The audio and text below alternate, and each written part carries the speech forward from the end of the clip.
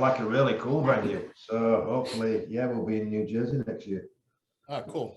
Yeah, really cool. Show went great. Really good. Real excellent standard too. I saw all your pictures, man. They look good. There's a lot of good looking competitors. Yeah, but no, we had standards. One thing we don't lack is quality. Mhm. We're getting a lot of good bodybuilders. Lewis, who came to the seminar at your place, mate, he got second in tall class. So I mean, just the fact that he didn't win it shows you at the standard of athlete. I mean, it really was a good lineup. Yeah, I saw the overall winner. He looked really good. Yeah, it was good. Yeah, quality. Good. Yeah, it looks like all the winners all were pretty quality though. Yeah, women's physique, she was really good. We had a short class bodybuilder who was excellent. Men's physique was good. I mean, honestly, every class was good. After seeing that guy Lewis at the seminar, I was like, man, this guy's like such an untapped talent. I mean, it's like, I mean, seriously, I've spoke to him extensively, and I've tried to explain to him just how unique and special he is, because I think that's like a diamond in the rough. You polish that diamond up, man. Holy crap! Man. Big time. Now how old is he? Like mid-20s, maybe 26. Lord, he's young. He's young. I mean, I mean, of course, I mean, there's some fine tuning that needs to be done, but I mean, wow. I mean, for being a guy that's never competed. That's the one that was at the seminar? Yeah. That was his first show that I did on Sunday. And it's a good quality, man. Just, I mean, it's I buzz off it, you know. I really like when I started doing this, I just thought I was going to be promoting shows, and the bit that I've really liked more than anything is doing the posing seminars and meeting these athletes that I've never competed before, or who are powerlifters basically. And I find some of these guys that are just, man, I'm like a mad scientist. I look at them, I'm like, oh my goodness, this is awesome. It's just cool to find people that probably won't compete otherwise, you know? Yeah, no, man, definitely. That guy's like, I mean, he's got a lot of potential. I mean, he can go he could go as far as he'd like. Yeah, I agree. As far as he'd be willing to work for you. Yeah.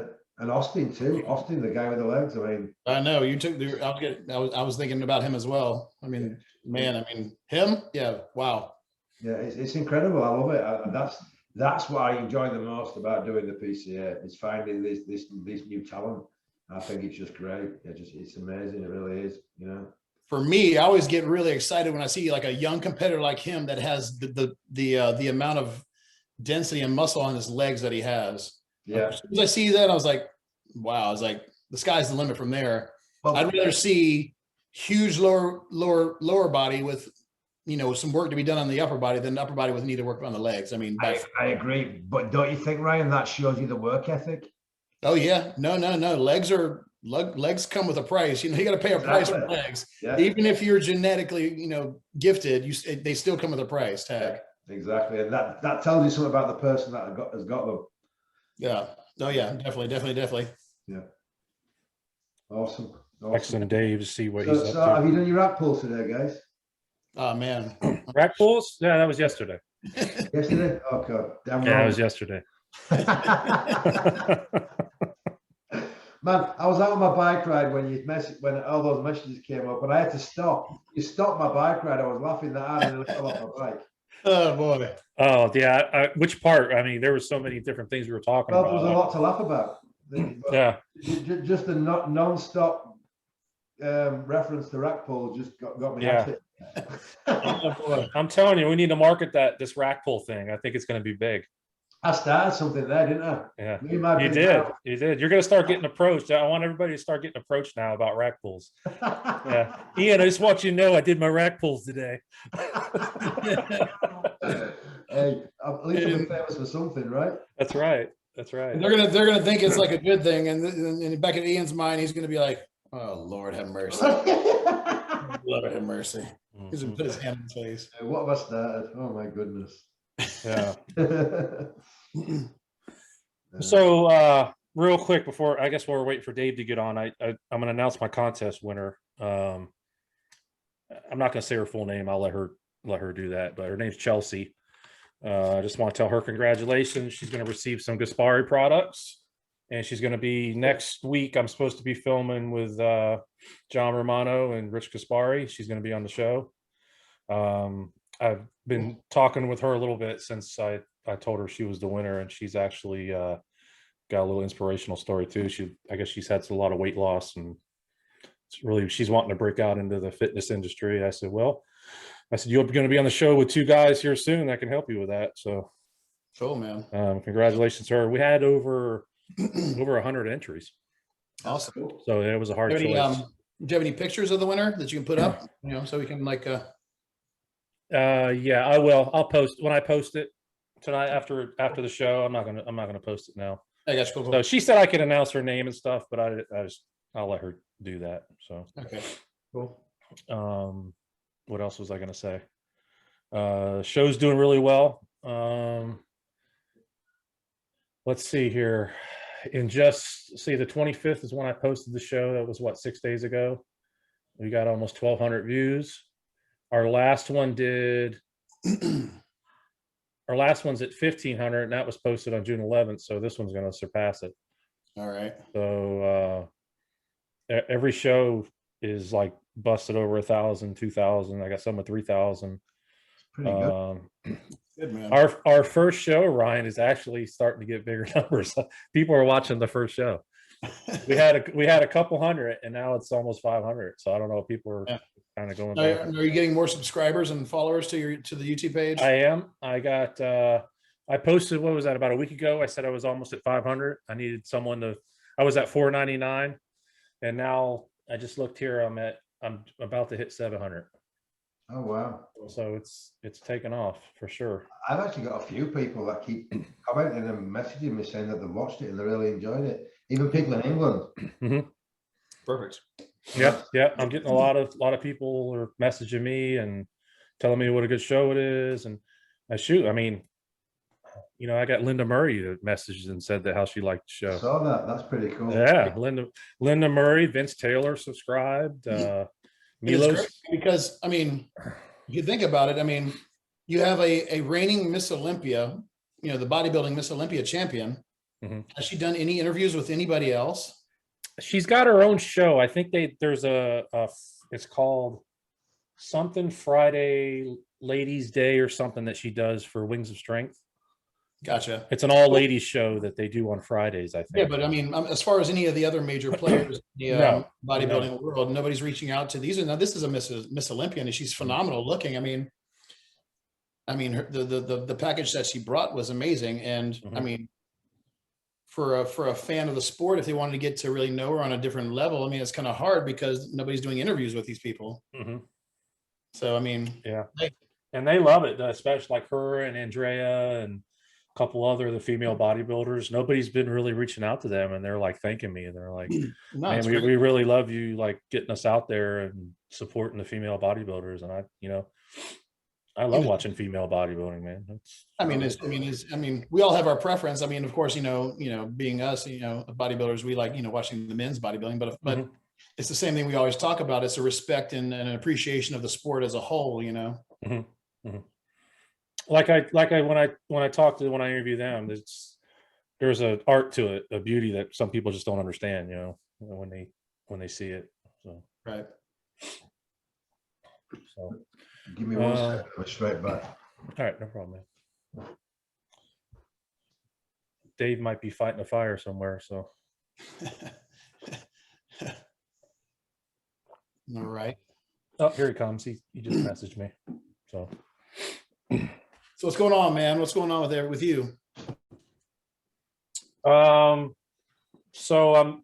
We talked last week. I'm still thinking about competing in September, so I don't want to officially announce it. So right, all right. Yeah, everybody thinks I'm doing a bodybuilding show, but it's not. You're not doing a bodybuilding show? No, I'm competing, but I'm probably going to do. He's going to do a competitive eating competition. Yeah. Are you joking me? Yeah. Seriously? No. I've always wanted to do CT Flesher's arm curling contest, his strict curl contest. Right. So it's going to be in September at Venice Beach, and I'm thinking about competing. All right. So I was looking at the numbers, and he's got a master's class. His 40s class last year, the third place was 150, and I can do that. So, I mean, I can rep 135. So I know it's a strict curl. So I just have to work on it. Yeah. So go ahead. The wall. What's that? Yeah. I mean, explain to the listeners and everybody what the strict curl actually is. Well, strict curl is where you're against a platform, against a wall, and it can't be any movement. So it's basically how it's described as strict, and it's got to be a full range motion. It's got all the way down and all the way up. So yeah. All right. Yeah. Cool. What's up, boys? What's up, Dave? Dave, how are you, bud? What's up, Swole? Sorry, a little late tonight. Yeah. How you guys making out? Good, man. How are you? Good, man. Good. I thought you were going to pop up with your shirt off. I was like, that wasn't that the plan? well, it'd be funny if you logged in and we all had our shirts off, wouldn't it? I mean, we can make this happen. You know what I mean? Like, we all were going to say, yeah, let's do it. And then you come on with your shirt off and be the only one. And yeah, then I'm the asshole, kind of just like with George Sparrow, right? So yeah, for those that don't know, we owe Dave an apology because we didn't laugh at his joke. Horrible. With George, and right after the show, I got a phone call, and you got straight crickets. Yeah, straight up, like. Hey, yeah. I figured that was like the standard for this show. Like every time I came up with a rack pull thing, I had straight crickets too. Whose turn is it tonight? Let's see. Yeah, it's either Ryan's or Jason's. Me and Dave. To be honest, yeah. In all honesty, Dave, I don't know. I think I had to like pee so bad that that's why I didn't laugh. I was just thinking about holding my urine. Right, it's got to be your turn tonight. That's for you. The rack pull, then it was the no. Robin Williams, and now it's got to be something with you tonight. I refuse. That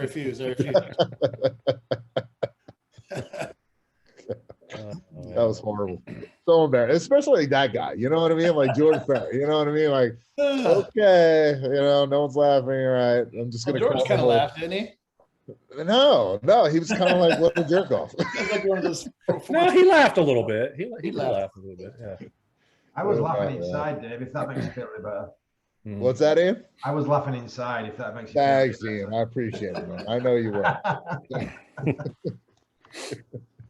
Whatever you do, just don't repeat again tonight. Yeah. Did you get my email, Dave? I did. I'm definitely going over it, and yeah, man, I'm pumped. Perfect. We're gonna, just being straight up too. I mean, like kind of like we talked about. Like it's, I've talked to a few people, and it's kind of the same issue probably you've run into a lot. But we'll try to work around, and we'll see what we can do. Exactly. Work. Perfect. We had a show on Sunday and it went really well. It was a huge success. Yeah. Brilliant. Are we recording right now? Yeah, man. Oh, okay, cool. Sweet. Yeah. I'm sorry. I just jumped in and I'm like, oh man, I don't know what's going on. So. Yeah, we don't hold nothing back, man. We're full frontal. Yeah, full frontal, huh? Full frontal. Full Monty. Yeah. Well, that must be a Florida thing. I don't know. Yeah. I think that's actually a talk show. Something full frontal. What's with your trucks, by the way, in Florida, man? Like, listen, I just put a lift on my truck, but like, your lifts are weird, dude. What do you mean? Like, it's I don't know. Like, it's all like low. It's like a low rider, like meets a Batwing or something. I don't know. Oh yeah, well, this is Florida, man. We got all the episode of Cops and stuff are all here in Florida. We got all the stuff. Oh, they brought those back. Yeah, Mr. G. Hey, there he is. Sorry, I just finished doing a little training. I was in the cage a little bit. Oh man, that's awesome. So first things first, the rumor is that the fight's been called off. Yeah, because can you hear me? Yeah, I can hear you. Yeah. All right, because Lenny's not fight training at all, 0. So with that being said, there's no way that he could one kick to his leg that would be it, and it might hurt him for life. You know what I mean? people who train know that, you know, especially if you're training in the cage, because you got all those different, you take people down, submit them, striking, so many different types of skills you have to have, you know, and he's not doing any of those things. So, I mean, I said, you know what? Spoke to the guy, said, forget it, we'll do a boxing thing. And then when we decided to do the boxing, I found out he had pneumonia. Really? Yeah. So I'm like, it's not good. It would, you know, I would look like a bully. For what purpose is it to serve, you know, to go in there against somebody who's not skilled at all, or willing to train. Mhm. Right. You know, I mean, that's why he never got in shape. He had, if you ever saw Big Lenny when he competed, you know, he say cookie cutter, right? Right. He had a big belly, but he needed another 80 pounds to lose. He didn't want to do it, even though his arms were cut. Uh-huh. I've seen plenty of people who their upper body would get in shape, but the lower body still had a long way to go. Am I right? Yeah. Right. Well, they say he has the abs of Tom Platz, right? Well, he's the Tom Platz of abs. Oh, Tom Platz I of know. abs. Yeah. That's the name he goes by. But I mean, look, he's the greater thing is that we're actually doing it. We're doing it. Started a charity for vets suffering from post-traumatic stress. That we've actually, people contacting me prior has been helping getting them back off drugs and getting them in like the MMA training type of facility, you know, where the camaraderie here. I mean, the bodybuilding gyms, some of the old schools still have that where there's people are talking. I mean, when I grew up, there was no headphones. Right. So people would talk more and hang, you know, would talk and communicate more, you know. The MMA place and the training places are more like that, you know. Mhm. There's more of they miss that camaraderie and giving them a purpose, you know, in life. Yeah. So, I mean, as far as myself training, I love to train. I mean, I love training, and anybody you guys who compete love to train, you know. Oh yeah. Of course. Yeah. So Mr. G, so people that don't, my audience and stuff that don't really know you, you're with Dave Palumbo. You've been with him for a while. That's kind of how you're famous. You have your own protein cookie company. You're part of the Whack Pack. You're part of After Hours, the show. Kind of tell us a little bit of history, how you and Dave kind of met and all that stuff. All right, so Dave used to be was friends with my friend Big Vinny, who used to have the TJ Michael clothing stores and stuff in New York. Okay. And Dave, you tell him stories about me. You know, that was, you know, I used to drive around. I was 300 pounds. I would drive in this winter. I would drive a convertible vet with a coyote fur coat. all these stories about us training together and stuff. And then he says, you got to meet this guy. And then Dave started competing, and I got out of the sport. You know, and opened up my personal training place and in New York on Long Island. And then I decided to get back into bodybuilding again and compete. And that was 12 years ago. That's when I contacted Dave to help me.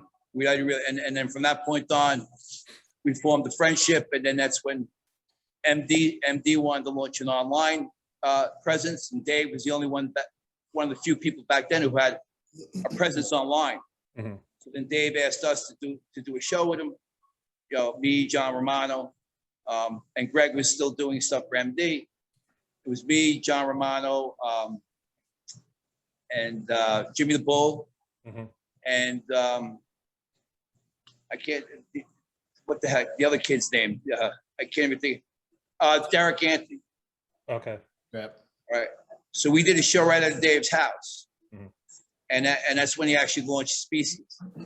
So you see, and we go there and do the show, and I would do like a different wrestling character, you know, Andrew every week, you know, something different. Mm-hmm. And then we also, besides doing that for the online thing, we started a thing called the Transformation Challenge, where we picked 6 people from around the world who had gotten out of shape, but their lives got out of shape, and they agreed to post their pictures and their stories, and we would help them. And then the winner in 6 months would get win a trip to the Arnold Classic, paid for 2, and win money. And then the MHP sponsored it, and we used to do a train. So me and Dave used to do a training tip and a motivational tip every week. Mhm. That's how we kind of. And then once I launched my healthy snack business, that's about 5 years ago. That's when I went away from the show, and then now you see me now coming back on because we got our company back up and running, and that's where we're at now. Yeah, I'm pulling your cookies up now. So So that was good. you just launched your ones with Lee, Yeah, Lee. Yeah, Giant. that's the giant killer. that's my. Yeah, she came up with the Total Refuel. Like it's a play on Total Recall. Mhm. Right. Arnold Schwarzenegger. Gotcha. That whole, if you look at the old poster, it's Arnold on Mars, except it's Lee. that was I do that every day. I'm a scientist like anybody else who bakes or makes food. Gotcha. Once they create one thing, they're trying to create another. That was like a Butterfinger one. We put Dave's protein in it. Nice. Yeah, you got protein in pretty much all of it, right?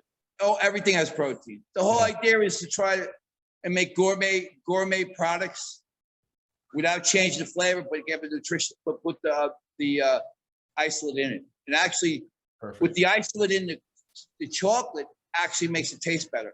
Mhm. Now, was the Jumbo Palumbo the original? Yeah, jumbo. Yeah, because what had happened is we had no following, nothing. So it would have cost us hundreds of thousands of dollars, even more than that to get a platform, Right. So that's when I said, Dave, he goes, I can't understand your products. So I go, we need massive marketing. And that's when we decided to do my partner came, Jumbo Palumbo. Those are space bars. Nice. That's a graham cracker crust with a coconut, sweet condensed milk. So basically, high-end bakery products with protein in it. Nice. That's On the nice. go packaging. Yeah, we Ian Harris, Ian Harrison, Dave's interviewed him before. Yeah, we were coming up with a cookie or something named after rat pools. So, But I didn't say that. I didn't hear. What'd you say? we're trying to come up with a name for a cookie that named after rat pools. I told you, bro. Oh. It's named after a seafood. Oh, okay. Non-stop. It's non-stop. I mean, Seafood and a tool. Pleasure to finally meet you, mate. The idea was to like weed. My idea was like Wheaties in every sport. Pick an athlete that had a following. That's what's changed with the advertising game. You now have you have Instagram, the influence.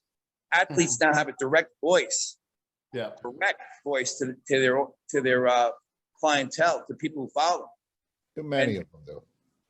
I mean, you can say if you eat your mom's fried chicken every Saturday, right?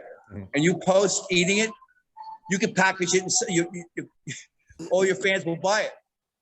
Yeah. Very true. You're almost like QVC, people that start realizing that. I mean, that you actually can. They live for you. So hey, if he's eating that, then he's a champ. I could be a champ too. Sort of like Red Bull. Right. Yeah. Now, one thing I've had the cookies before, and when people hear like protein cookies, they think about your typical like protein bar or whatever. But these cookies are absolutely amazing. They taste unreal, out of this world. Thank you. Where Yeah, did you buy them, George? Yeah, go ahead. That was our goal. Our goal was to make it as if your mom made them, and without changing the flavor, and I figured out a way how to. All the other companies, they're really working more on like no sugar, zero, and zero stuff like that. We want flavor first, health second. I mean that's our goal. And the evolution is we're going to open up our first facility down in Florida, where you could actually come and buy stuff off the street, and we're going to be adding bread in with it. Nice. And bagels. Where's that going to be, George? That's going to be somewhere in Boca, Deerfield area. Oh, damn, that's too far for me to Oh, drive. man. So that's somewhere down near Dave then, huh? Right. So, yeah. I mean, because right now I'm like a one man. Yeah. I reached the point. I'm like a one man army. Yeah. Right. I mean, when it comes to making stuff, that's one thing for now. But then you got to package it, ship it, make sure it doesn't melt. So it's a whole It's a lot of work. whole other animal. Yeah. I mean, we want to make stuff available for everybody quicker. So we figured, hey, it's time to open the place. You know, we got a presence online, you know, and then hopefully become franchises. And so people who get in the industry can make a living, you know. Where are these products available to buy now, George? Where can you buy them now? Yeah. Online, MrPottsProtein.net. Okay, cool. Yeah, I'll put it after the show here. I'll put it on the link and everybody so they can get to it. But this is you know, I got mine right here. This is the Jumbo Palumbo cookie, man. This is awesome. Yeah, that's my partner. She could. I mean, she just comes up with. I tell her something, she just like whips something up. You know. I mean, every 5 seconds I'm telling, because you know, all you guys are pioneers. So you always, you know, once you create one thing, you're on to the next. You know. Right. What's this work? Can I make a new workout? Do this or that? You know. Yeah. What are you experimenting on now? Anything you can talk about, or what are you trying to work on? Protein, the bagel. Bagel. Okay. And pretzels. Because like, for example, I don't want when I fit, most of the time when anybody finishes any type of training, I mean, you're not really craving sweet, you're craving salt. You know, most parts. So you like the salt. Mm-hmm. We started making those big giant New York style pretzels. Mm-hmm. Each one has about 16, 18 grams of protein in it. Oh, nice. Jason, I mean, that's not a big New York pretzel last time he was in New York, right? That's right. That's right. I remember that. You sent me that picture of that. I sent you the picture of that, the guy that was offering them. Yeah. I mean, I tell you what, we make them for ourselves, and we wanted to eat them all in one night. Like, I'd rather have that than a piece of bread. So if we're gonna have a piece of chicken, I'd have that with that. Mm-hmm. Or after I train, like right now when I'm done, I'm not craving like a peanut butter cup or anything like that. You know, we also don't put preservatives in our stuff either. Question: how many grams of protein are in each of those cookies? And 16, roughly 16. Singular, or do you buy them in boxes that are like 12 or something? It's 16. 16. 16 grams, yeah, of an ice. We use the jumbo Colombo there. What's that? In the jumbo Colombo, there's 16. No, jumbo Palumbo is 50. Colombo? Oh, 50. Okay. We made it. It's sort of like a novelty item. I mean, the small huge. ones. I mean, how many calories are in that one cookie? It's not a low calorie. It's not a low calorie cookie. This is like a 1,500 calories. I want the. Yeah, but it's like this big though. I mean, it's amazing. Yeah, because we approached somebody before. I didn't want to bother Dave, and they kind of like tried to beat us to the punch, more or less. So I was like, you know what? I'm going to come out with the biggest protein cookie I can. You know how it is. You tell someone an idea, and all of a sudden, the next thing you know, they're running with it, right? Yeah. Yeah, I think it's definitely one of the biggest ones out there. I can tell you that. Yeah, and then we did the lead. Then we did the lead thing. I mean, Lee has 500,000 followers. Mm-hmm. Yeah. That's why all the guys coming up now, they're going to make money off the social media. They got to recognize that, Mm-hmm. you know, and they have to be accessible and not just pictures, but videos. When you put a video up, like Leo put a video up of a tin, and we'll get like 70,000 views. Wow. We'll get like 3,000 people go to our website like that night. Boom. Wow. It's crazy when you think about it, right? All over the world. Yeah, that is crazy. Wow. I mean, and training people too on Zoom, like what we're doing now. Mm-hmm. Now, have you tried to get on Amazon or anything like that? No, Amazon charges. First of all, Amazon got to pay them a fee every month. Okay. And then they get a percentage of the sale, and then they don't pay you 2 weeks later. Mm. Oh, yeah. And there's no so what you're doing, you don't need a middleman. What you're doing, I mean, you have, like you said, with the online presence that you have, right? You have plenty of ability to go direct to sell it to customers. Exactly. Like gyms want us to. I mean, I put in a gym, but I just can't keep. For now, we're going to wait till we need I need a bigger infrastructure. We need like a staff of like 5-6 people. And then I'm concentrating more on like what we're doing here, all these different types of shows and stuff. Whether a show gets 5 views or 1 million views, it doesn't matter. You're you're hitting all different types of people, you know? You gotta do everything you can to get it out there. Are you going to all different shows? Like, you know, I mean, you're out of Florida, correct? Yeah, did you say about going to shows and stuff? Yeah. You're strictly out of Florida, correct? He's in New York. Oh, you're in New York. But Oh, we ship all over the country. gotcha. Yeah, we ship all over the world. I mean, if people can afford it, you know, like we ship it to Australia and stuff like that. So how close are you to Bev Francis? What's that? How close are you to Bev Francis, Jim? Oh, Bev's?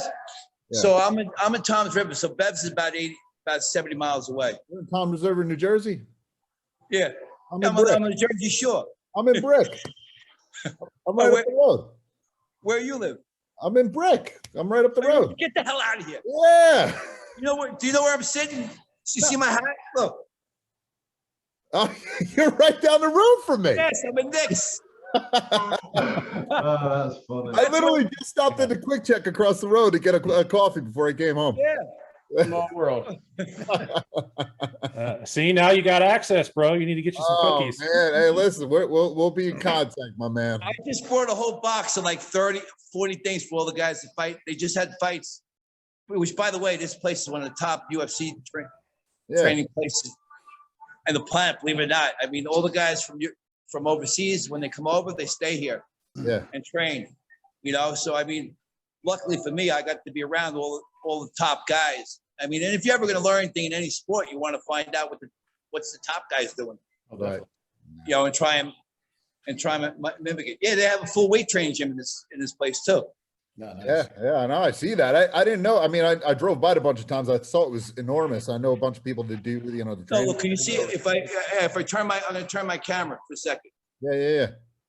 You see? Yeah, wow. Look at that, huh? It's got all hammer strength, right? Yeah. So you know the LA up the road? Yeah. I was just there like twice today, and I bounced back and forth between there and Pure Focus on 88. Wow. To me, this is the next evolution of gyms. If I open a gym, I would have this with the Muay Thai, with the UFC, the whole thing.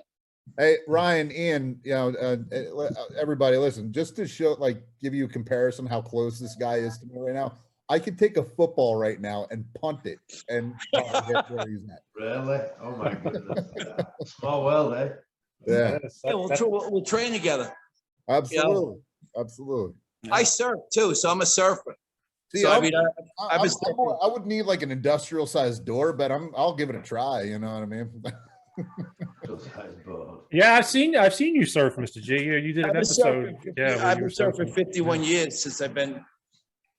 Well, 53 years. I mean, I forget the years since I've been 10. Yeah. You know, I mean, and actually, that was one of the things. I have an athletic background from continuing doing that.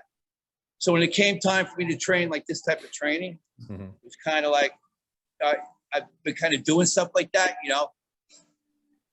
You ever do any competitive surfing? You gotta be have cardio. You gotta be agile too. Yeah. Well, yeah, I grew up surfing here in Florida myself. So from the time I was like a young kid till I started sinking my boards all the time from getting too heavy from bodybuilding. That's when I was like, okay. Yeah. I know. That's why I don't want to get too big. You know, I mean, I want to be able to. Oh, look, I want to be. Now I'm getting older. I want to be fit. Yeah. I want to be like tuck my shirt in with my, be able to tuck my shirt in with my belt. You know. Yeah. Not hanging over. Yeah. Right. Yeah. Look, I mean, after you compete in bodybuilding, then there's a whole nother world you want to live. Yeah. I mean, you're young. How you? Me? No, Mr. Brick. Oh, I'm 36. How old? 36 36. in March. Yep. Yeah, you're a puppy. I'm on my second 36. Yeah. Well, hey, you ever do any collaboration with you ever hear Coronado Clean Cuisine right there off the main road there? I can't. I got to go because the music. I can't hear you. No problem. Sounds legit. Yeah. Ask me again. Did What'd you say? you ever hear of like Coronado Clean Cuisine over there off what's that, Hooper? Oh, he had stuff in Pure Focus, Jim.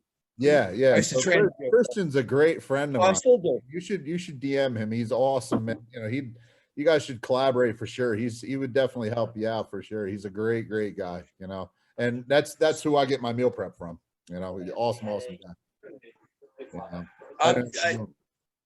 The issue is I'm too busy. I can't do any more. I'm at the point now. Till I open the new facility, Right. I can't take on any new business. Oh, I would be able to. It's not a. We already have we know we have the product, we have the brand. People don't want to buy it. People 4 weeks. I mean, as it is now, you know, because they can't buy it. If I start taking business, I wouldn't be able to fill it. That's why I have to go to the next step. guys. Well, that's a good problem to have. Yeah, 100%. Absolutely. Listen, do you know how long it took me to? I mean, we have chips with seasoning on it. So we have. Yeah, they're Mr. Potts protein chips, right? This was our first. I made savory seasonings for food. We're losing Yeah. Mr. G. So I just drove across. I'm in the locker room. They got a guy. Kind of breaking up a little bit. Yeah, you're breaking up back there a little bit. Yeah, let me go out. Let me go back out. Yeah, that's fine. Yeah. It's got protein on. Yeah, I just I gave the guy a half-eaten bag. Look, but I remember you talking about the protein chips a few years back on yeah. So let me tell you about that. When I first thought, I had the idea for seasonings for food, savory seasoning, honey barbecue, taco seasoning, you know, habanero cheddar, all the flavored seasonings that you have, and then mixed with protein, right? So the first, I went to a manufacturer and we had to order 1,000 pounds each. So it cost me like almost 60 grand. Yeah. And now I had, even though it lasts longer than 2 years, I had 2 years to sell it. And the guy put MSG in it, so I couldn't put it in the school. Long story short, it all went in the dumpster. Oh man. Wow. Then, then I did it again, and I said I will get it without the MSG, no salt, right? And then we didn't sell enough again. Same thing. And as I did it, I figured out how to mix. I've since figured out how to mix seasonings, how to make them on our own. Gotcha. Any ghost pepper, any flavor, without ordering thousands of pounds at a clip. No, that's like a big thing right now. Like ghost pepper, like hottest you can get, like chips, you know. And if you can throw protein in there, yeah, I have it makes you know. I just ordered ghost pepper seasoning, and I mixed it with we mixed it with a grass-fed whey. Yeah. Isolate. Guys at the firehouse, I don't know what it's I forget what the hell it's called. It's like they Oh, you're a fireman. Yeah. Yeah. They call it the one chip challenge. And I remember my battalion chief brought like it literally came in a box. It was one chip. It came in a box, a black box, and like it was like the box of death. And but I'm like, man, fuck this, man. It's just one fucking chip. You know what I mean? I'm like, all right, I'll have this. Well, let me tell you something. It was not even. It was the most miserable thing. I mean, it was horrible. Horrible. I mean, tears coming out. Everything, anything like wet. Everything orifice you have was just leaking. You know what I mean? It was horrible. Miserable. I can see. I know I have friends who are firemen. They used to do all sorts of crazy Dumb stuff stuff like that. I mean, especially the new guys. Oh yeah, the new guys get it worse. Yeah. Mhm. Yeah. I saw it. It didn't happen at my firehouse, but I saw a good firehouse prank. It was I think it was this guy at a Rescue 2 in Brooklyn, and this guy he always wanted a Cadillac, right? And he finally got this Cadillac. It was sweet. He parked in front of the firehouse. These guys rolled down the window, or somehow got his keys. Right? He was I don't know what he was doing. No. Got his keys, rolled down his window. Right? Had some glass, broke it, like kind of shook it in front of us, like his car, make it look like his window was broken, And they ran, hey, Tommy, hey, Joey, whatever. Hey, so some guy just ran over and he just broke your window. Guy lost his shit. They had him, lost his shit. Oh my God, I can't believe it. So all he went out was saw his window rolled down with broken glass. Meanwhile, his window was just rolled down. Oh man, I would absolutely lose it myself. Yeah. Yeah, they want to see if a guy can. That's what you want to see if a guy can get taken being teased. Yeah, If he gets too crazy, then he's somebody maybe you can't trust when shit gets real crazy. You know. Absolutely. Absolutely. Yeah, if you can't take your balls being broke, then Yeah. you're not good. And, you know, there's a saying in the fire. Listen, it's a good thing you get your balls broken, because if you don't get your balls broken, that means they don't want you around. You know what I mean? Right. That's right. So Mr. G, are you and Big Lenny good now, or are you just kind of like, you guys just kind of avoid each other? No, I don't. But Lenny, as far as Lenny goes, that's it. It's it. He showed who he is. Yeah. He realized that words have meaning, and that you can't just I wanted to show how people can't just bully people online just because they actually made up all these reviews about my company. They called the Order 66 on my company. Is that what that was? Yeah, so Order 66 is from Star Wars. Okay. So I was wondering what that was. Order 66, and then these guys actually, they call me anti-LGBT on Facebook, all this stuff, and I'm like, and these are like one guy did that. And he has a family with his Facebook. So I go, hey pal, how about I call your boss up and try and get you fired from your job? Would you like that? Because that's what you're doing with my company. Yeah. Same thing. That's my job. I worked my whole life for this. Why would you want to do something like that? Yeah. And bring it, guys. His own Facebook, the guy's doing it. So they had like 166 reviews on this company called Trustpilot. And I'm not going to let it stand. I mean, we can't, No. That's your livelihood, and they stopped. Yeah. They stopped. Yeah. You can't beat someone who won't give up. Yeah. Yeah. Speaking of not giving up, I see you still in the gym training. So what's the future plans for the MMA training? Since you're not going to go forward with I'm going to keep. Well, the future is we're going to have this charity for the vets. Cool. Between me and Rick, we just spoke. The first event will actually be in Virginia. In Virginia, one of his friends who's in the military now, who was on The Ultimate Fighter, is going to open up a bigger place. So we're going to have our first event there. We'll have guys who we're training now that we got off into training, and we'll have them have fights. And then we want to also have, like all the MMA places around the country, there's a lot of guys who just like the training, like myself, who aren't going to go fight, organized, but want to have like one fight. So we'll match them up. We'll match those guys up. Right. Against another guy in another MMA place. Like the firemen, don't the firemen fight the police, don't they? Yeah.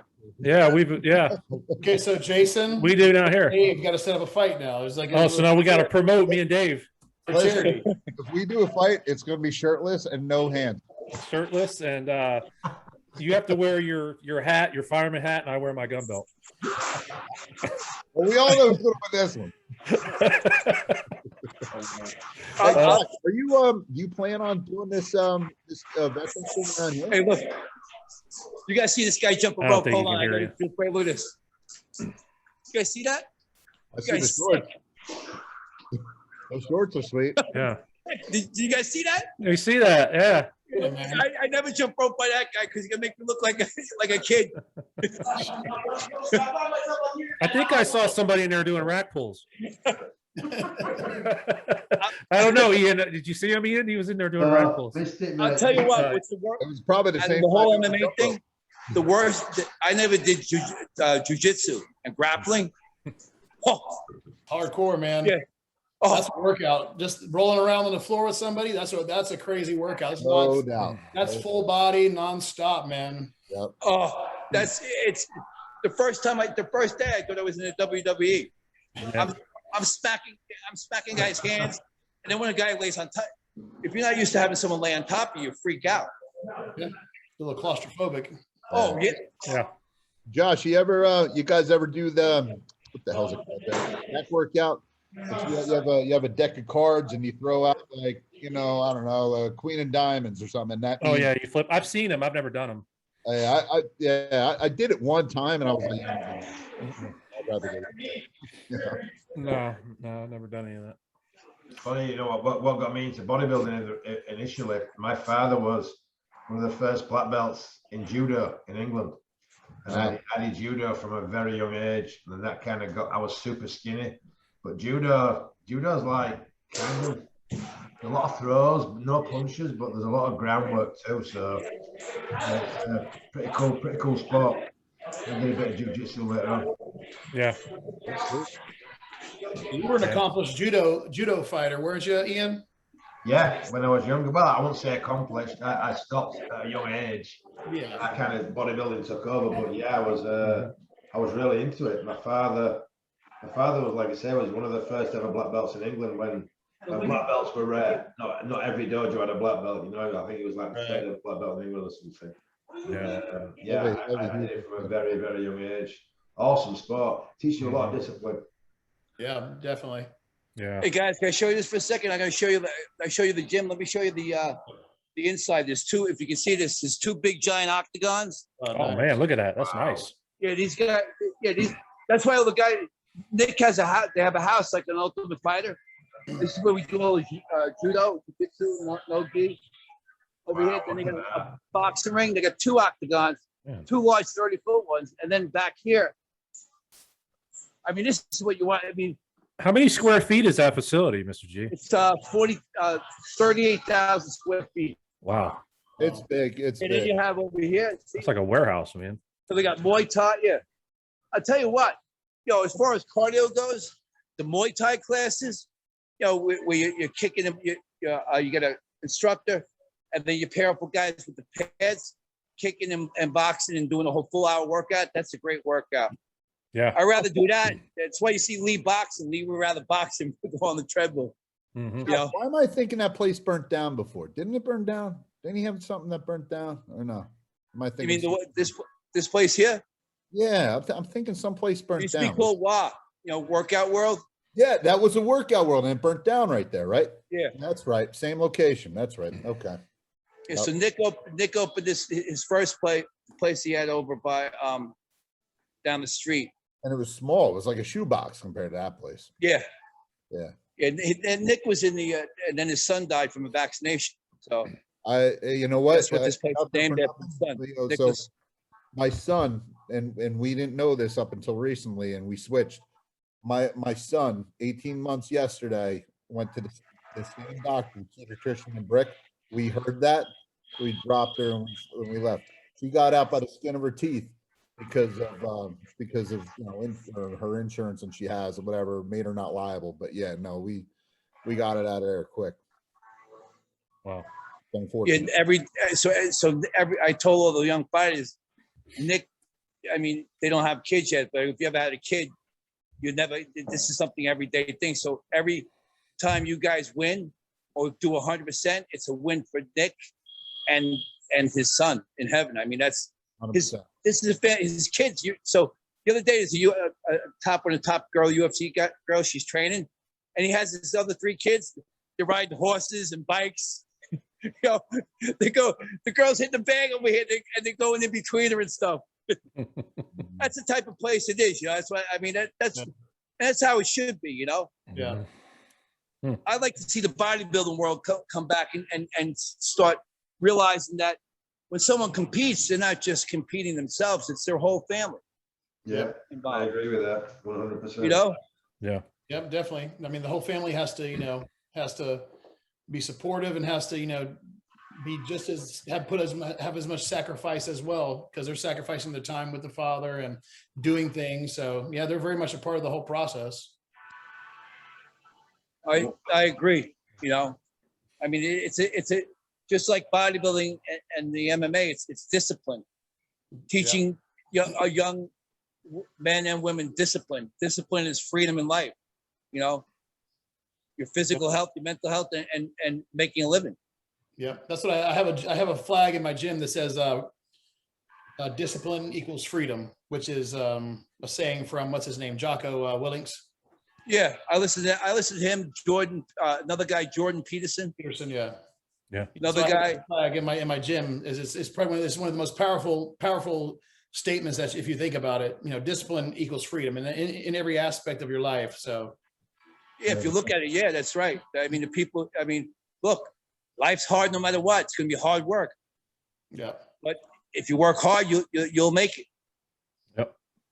I feel like every one of us has a saying that they kind of held on to, you know, throughout the years that kind of just gave them the motivation that they kind of like kept in themselves. And I was wondering, you know, if, you know, you guys would want to, like, you know, just kind of share it, you know. I mean, what out of everybody here, obviously everybody here, you know, I have so much respect for everyone, you know, on this podcast right now, but what, you know, when you know, you're like, shit, man, fuck, I really can't, I don't want to do it. What saying gets you going at the end of the day? What's one that sticks out in your mind from somebody? Dare to dream. Tom Platts used to go by that, and I always live by that. Dare to dream. Mm-hmm. How about you, Jess? Oh man, I don't know. I have to think of that one. Ryan? Well, I have a few. The discipline equals freedom is one of them, but also in my gym I have another banner flag that's from the Navy SEALs, and it says that it's their motto that says the only easy day was yesterday. I like it. So that's one of them. I mean, I have a long list of them, but I mean that's just a few that off the top of my mind. So. Of course. Josh? Well, it's obviously George. Mine is everyone has a Rocky inside them. Oh, I like that. That's cool. Good. Yeah. That's badass. You know, so everyone has has the capability to rise up. You know, Like they have to find their why, and that's what I mean. All you guys help people. You know, I mean, people ask you to help them train and stuff like that. Basically, you help them not showing the exercise, but you really help them motivate, teach them how to motivate themselves. right. You know, and that's one of the things that I use with people that I help. For myself, I share my own experiences. Yeah, it's tough. Shit happens to all of us. Yeah, that's for sure. But you gotta keep moving forward. One thing that's pretty cool. We had a show on Sunday, and one of our athletes, I met him at a posing seminar, and from the get-go, he wasn't bothered about where he plays. He just wanted his kids to see the fact that he dieted all the way through to a show and he'd finished something he started. So right after they announced he got second in the short class, but right after we announced his placing, we brought his kids on stage to get pictures with him on stage, and it was cool. And he messaged me and thanked me because he said all he wanted to do was young kids to see that if you work hard and persevere and follow things through, and that's a big lesson for a kid to see their own father doing that. I think that's more like what you're talking about, right? Yep. Oh, definitely. It's cool. Yeah, finish what you start. Exactly. That's huge. You know, if you start something, finish it all the way to the end, no matter what it takes. Yeah, absolutely. Because then you won't respect yourself. Exactly. But by teaching your kids that, you're setting yourself up for a good future in life, I think. Yeah, yeah. And if they do go all the way through and they take fifth place, then they take fifth place, not first. Then if they want to get, then they keep going. Because the person that doesn't quit will win. Exactly. I mean, that's about. No, not everybody gets a trophy. No. Yeah. No. Sure. All of my greatest lessons in life always came from the failures and the losses, which really pushed me to go to the next level in each avenue that I've been down in life. So I mean, you don't learn more. I've never learned from the wins. I always learned from the losses, which always, like I said, they pushed and motivated me to go. Look at George with those spices. I mean, you went through how many batches of spices? Yeah, exactly. You got it right. I mean, that's exactly the same thing. It's you know, like you say, perseverance and following something through. That's what life's all about. That's what any sport's about. I don't care what sport it is. Like you said, I mean, what I tell a lot of the people when I'm training them or they're getting into bodybuilding, I say you got to learn to embrace failure. Don't accept failure. embrace it and learn from it, and just, you know, it's like failing in a set is really, you're not failing, you're succeeding. That's the goal of a set, to take it to failure.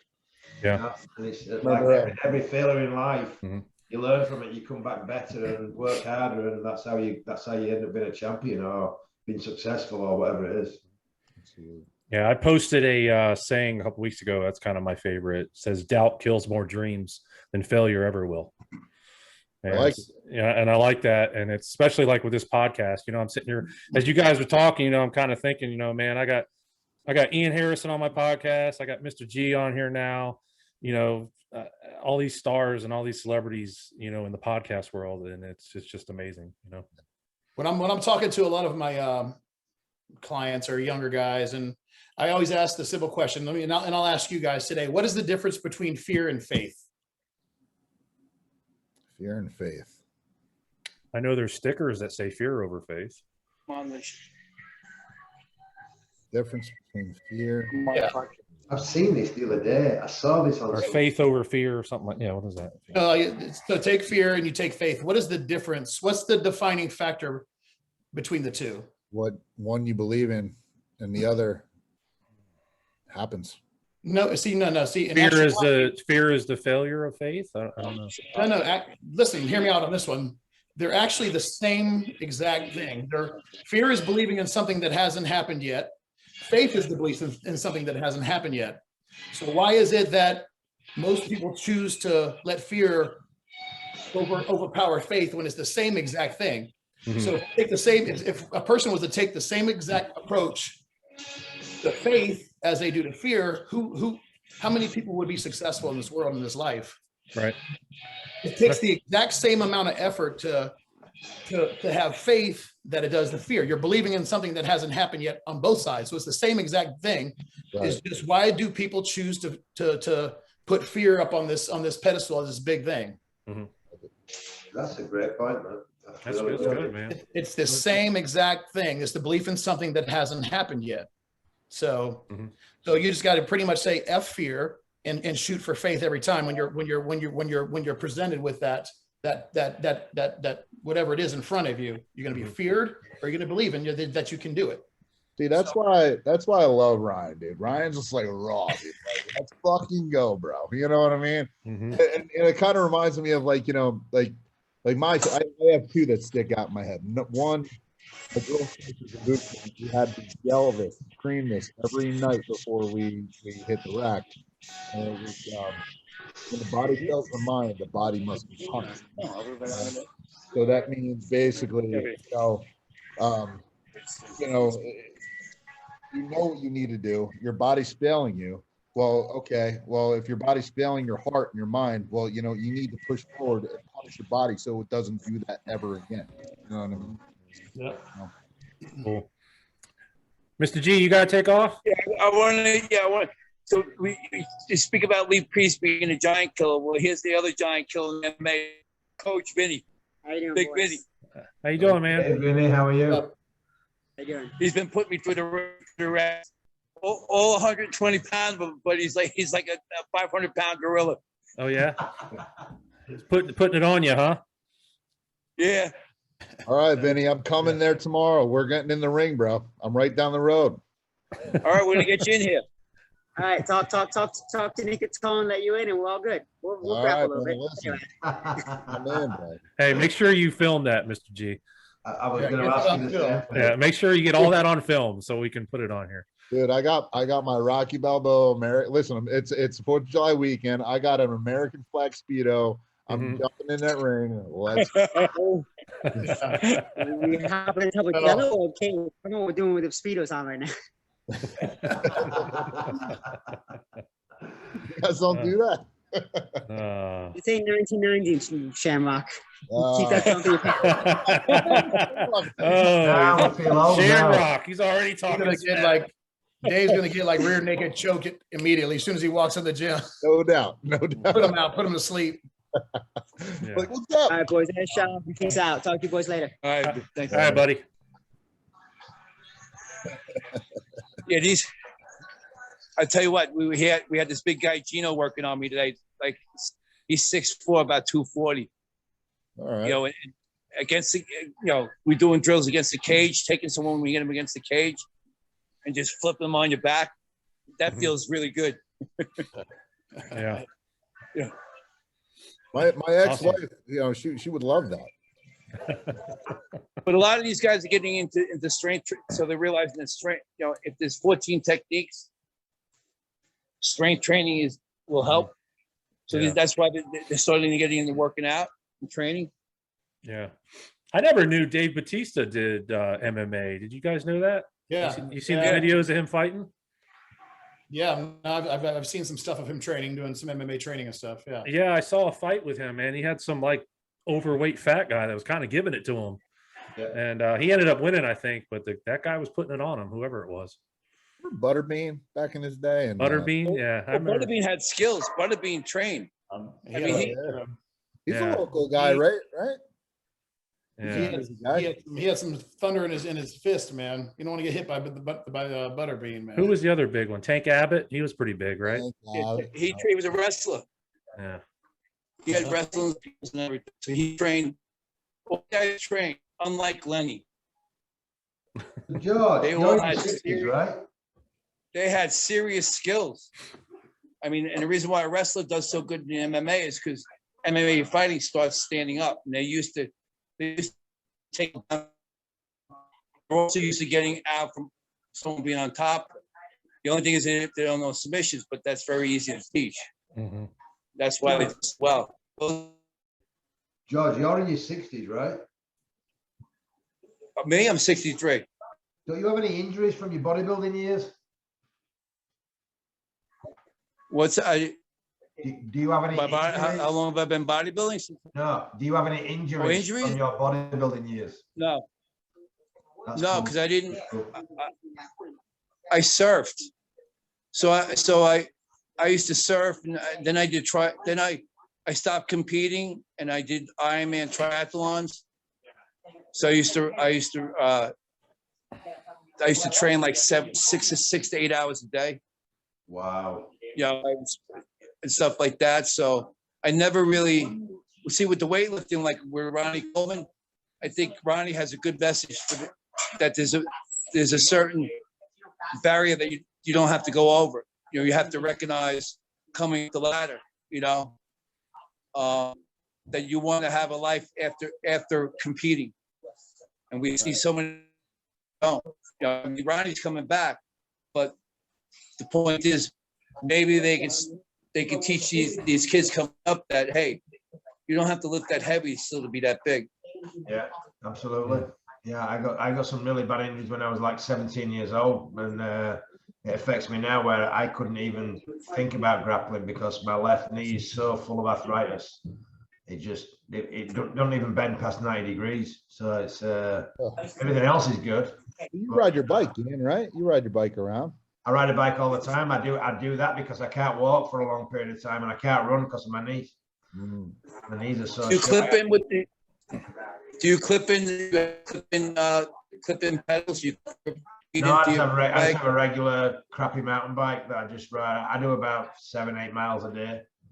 So I'll give you a little. So I'll throw a little suggestion out to you. So when you clip in when you get the clip-ins for the bikes like all the guys use.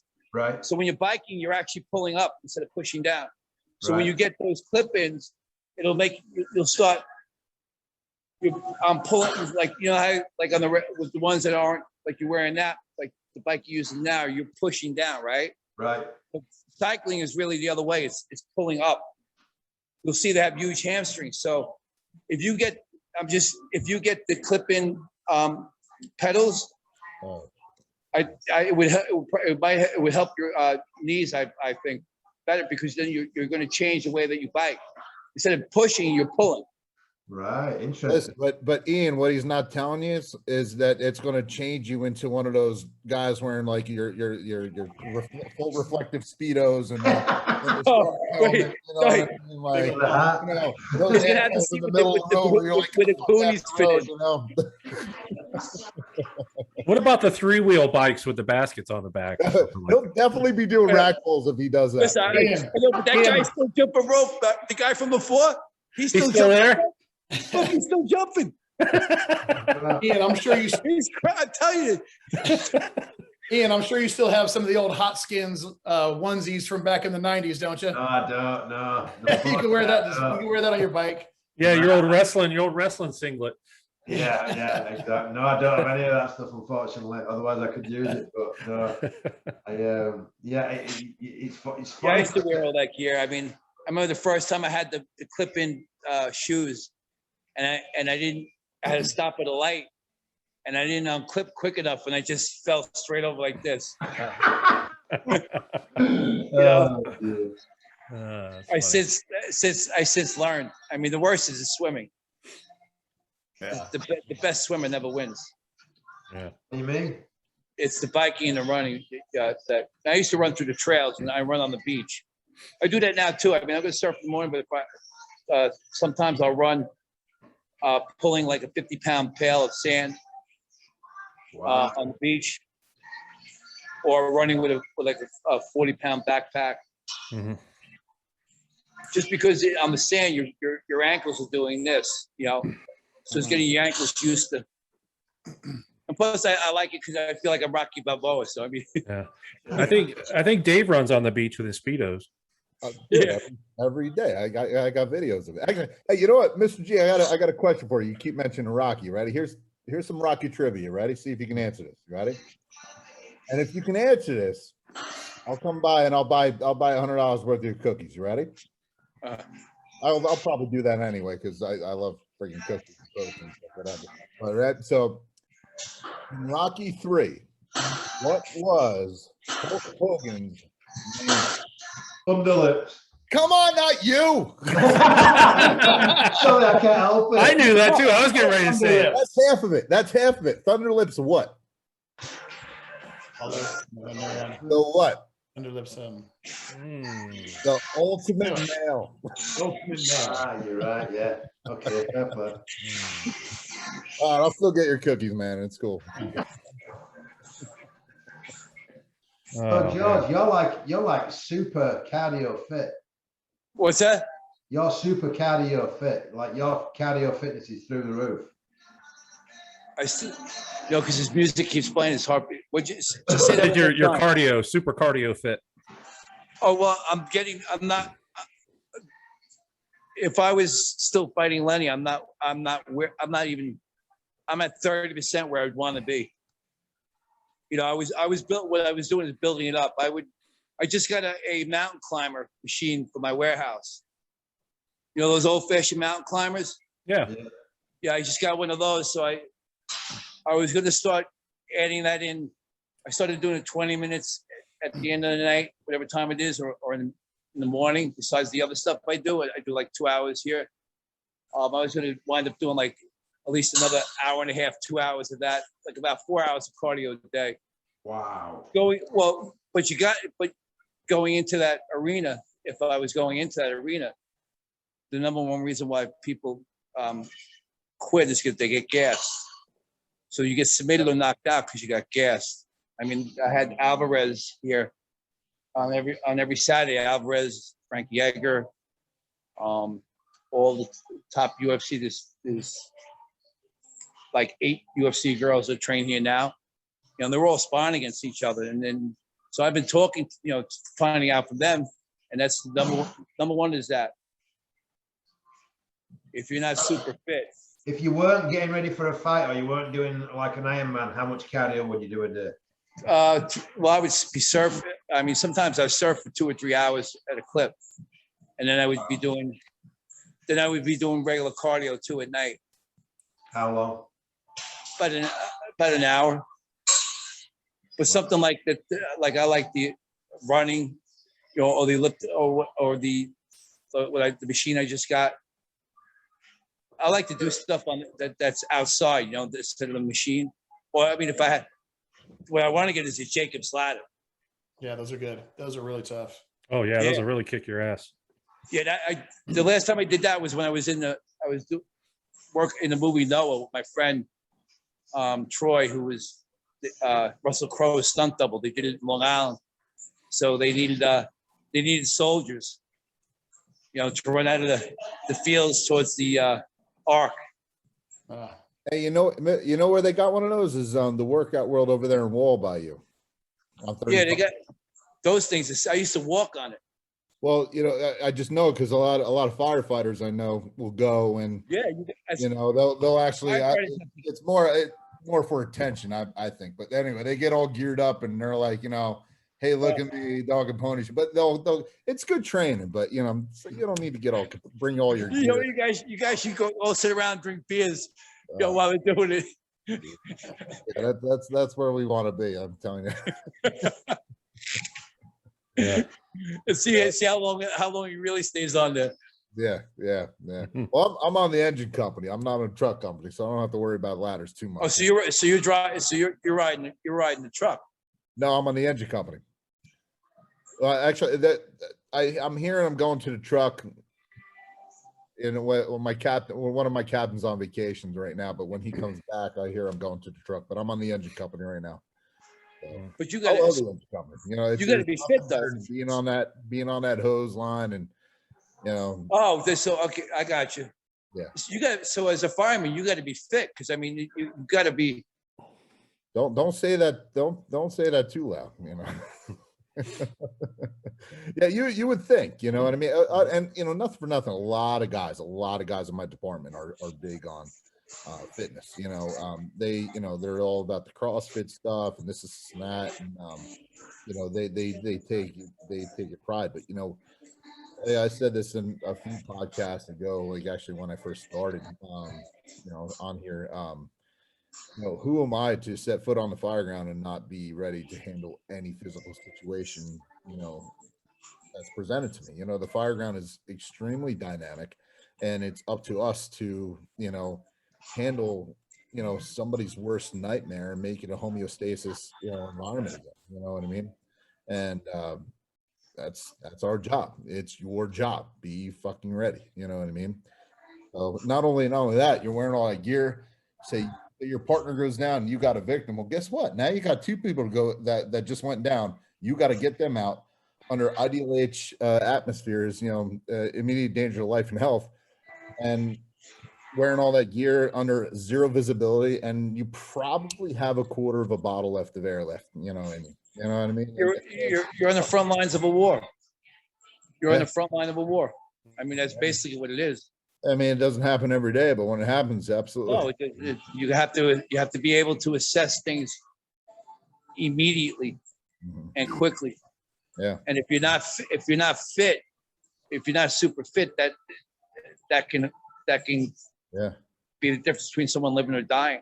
Yeah. And it's funny, because my side job, I'm a heavy equipment operator, and that's like vacation to me. You know what I mean? That's like almost like the gym. It's like, I'm sitting there like it's mindless. I'm like, and not taking it away from from people who No. equipment. It's a skilled asset. It's a skilled profession. But I'm just, you know what I mean? Hey guys, I gotta get they close, so I gotta get dressed and get but listen, we'll contact me on Mr. Potts, all right? Awesome. Thanks, Mr. G. I really appreciate you coming on, man. No problem. Give me his contact info, and then I'll contact him, and then he'll come here. We'll let the fireman come in here and throw me around a little bit. All right. Yeah, definitely, man. Yeah, we'll right. you have to video it, but I'll send you his contact information. All right, guys. Great show. Thanks for having me on. Appreciate it. Pleasure meeting you, Joe. Thanks, Great Mr. G. job. Keep doing what you're doing. All right. Thank you, sir.